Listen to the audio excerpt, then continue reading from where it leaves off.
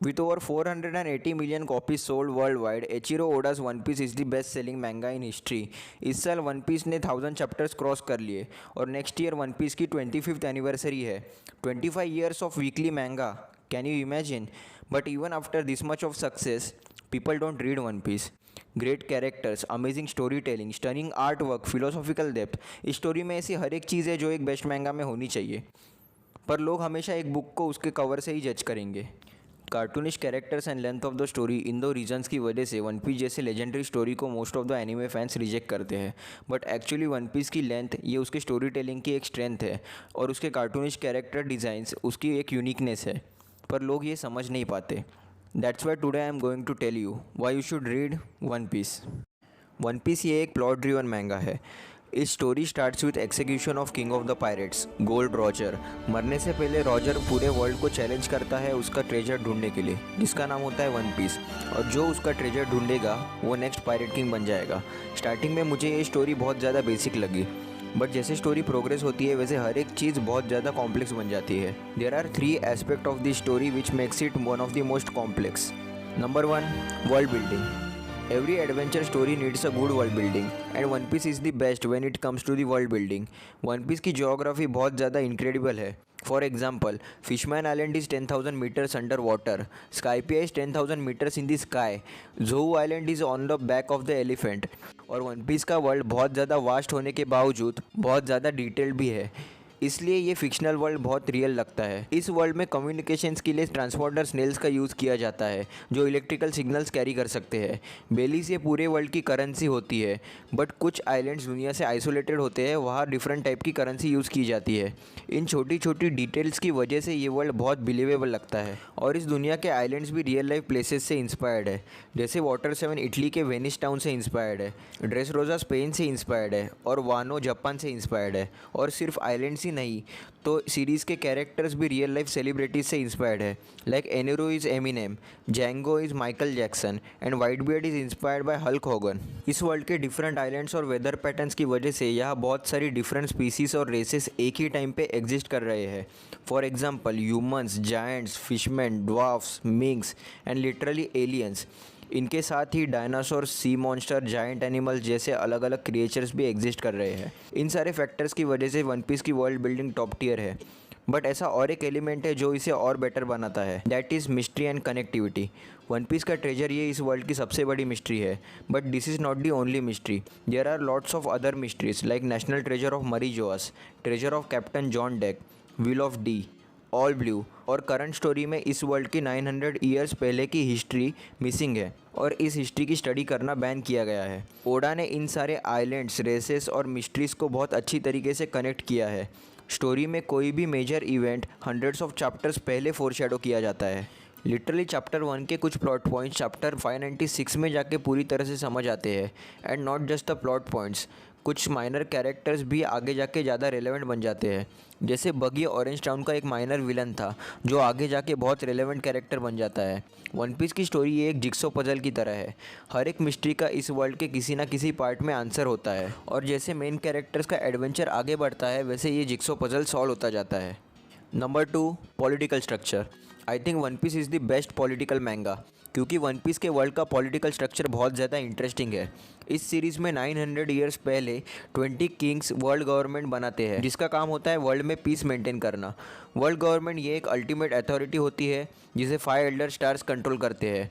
इन 5 elders के ऊपर celestial dragons होते हैं जो ओरिजिनल 20 किंग्स के डिसेंडेंट्स है. और इन 5 एल्डर स्टार्स के अंडर 4 मेजर फैक्शंस होते हैं जिनके मदद से ये पूरे वर्ल्ड को कंट्रोल करते हैं.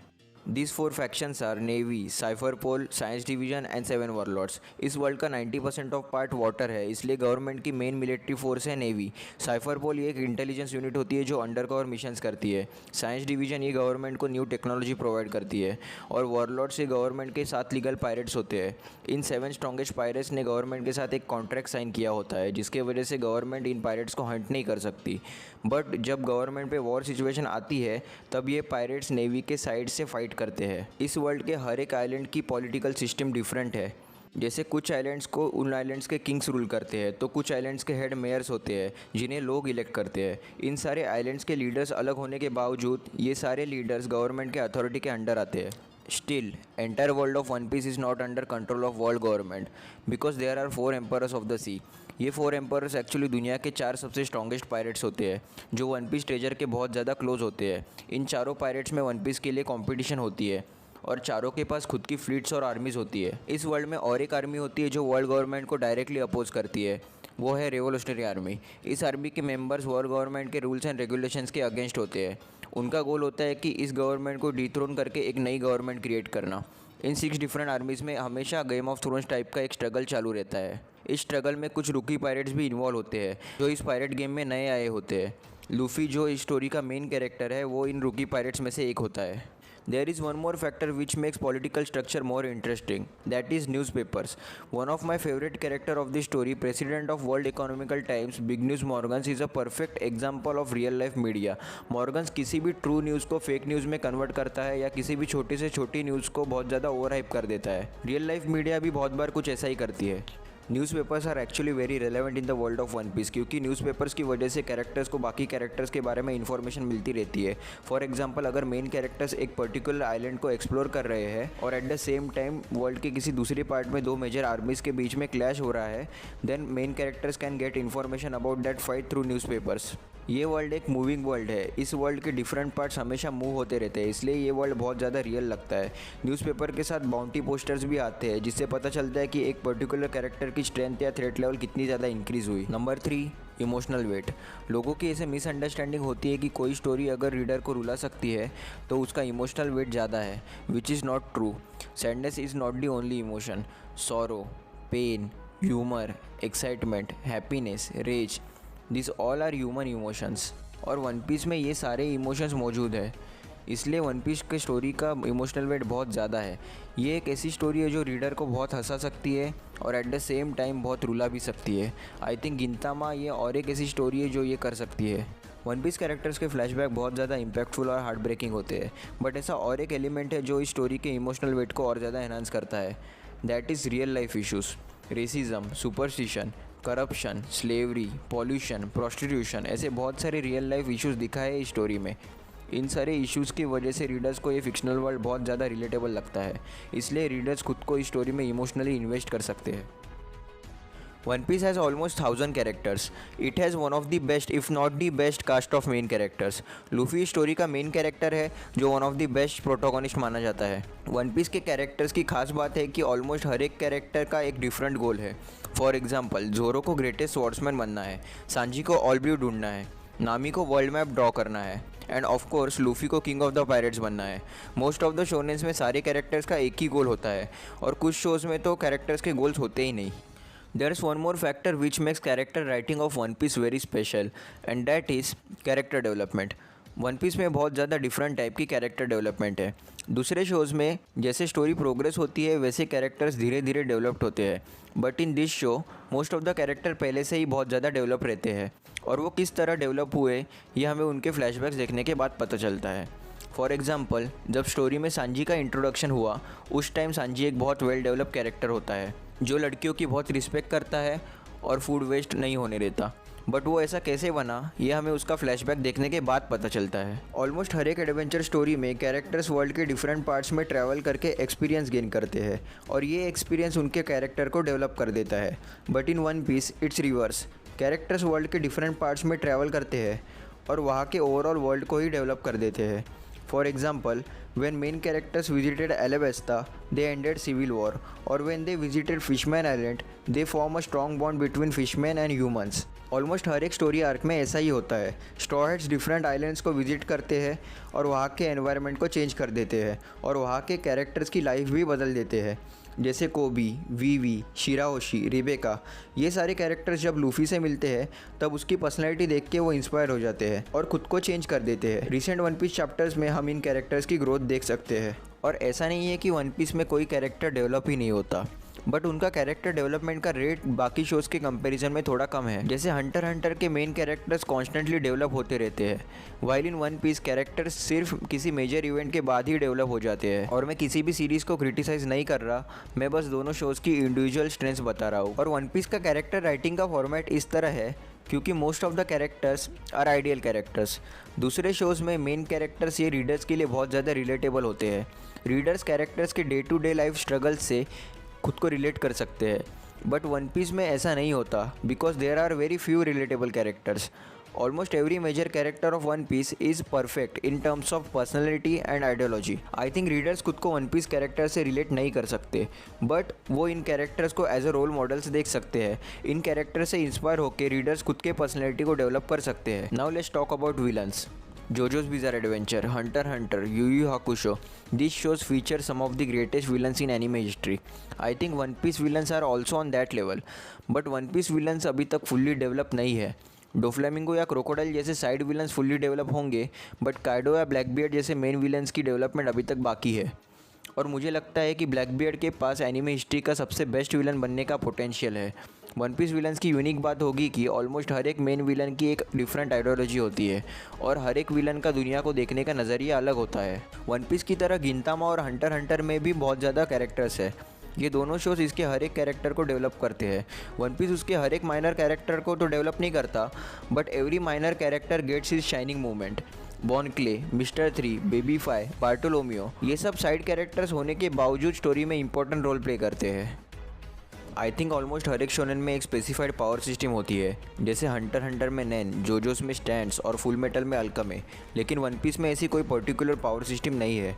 इन one piece there are lots of power systems like devil fruits, हाकी, मार्शल आर्ट्स, स्वॉर्ड्समैनशिप, मार्क्समैनशिप, रोकुशेकी techniques of CP9, technology. But दो सबसे मेजर पावर सिस्टम्स है डेविल फ्रूट्स एंड हाकी। डेविल फ्रूट्स ऐसे फ्रूट्स होते हैं जो खाने के बाद कंज्यूमर को सुपर पावर्स मिल जाती है। कुछ पावर्स बहुत बेसिक होती है जैसे फायर, पॉइजन या स्टील, और कुछ पावर्स बहुत ज़्यादा अजीब होती है जैसे कैलीफंग का जैकेट फ्रूट, जो खाने के बाद कंज्यूमर जैकेट में ट्रांसफॉर्म हो सकता है, which is I don't know.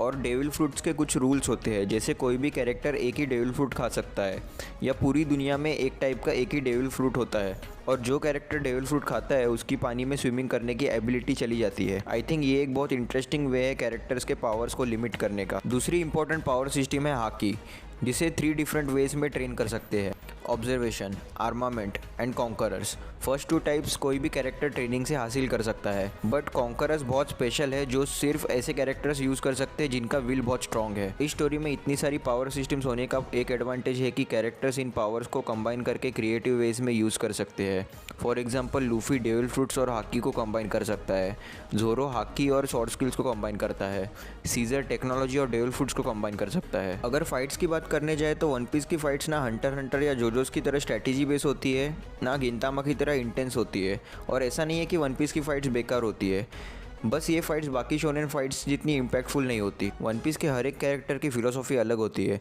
इसलिए जब कैरेक्टर्स क्लैश होते हैं तभी उनकी एक्चुअल फाइट से ज़्यादा इंटरेस्टिंग उनकी क्लैश ऑफ फिलोसॉफीज होती है। किसी भी मांगा का आर्टवर्क ये एक सब्जेक्टिव एस्पेक्ट है।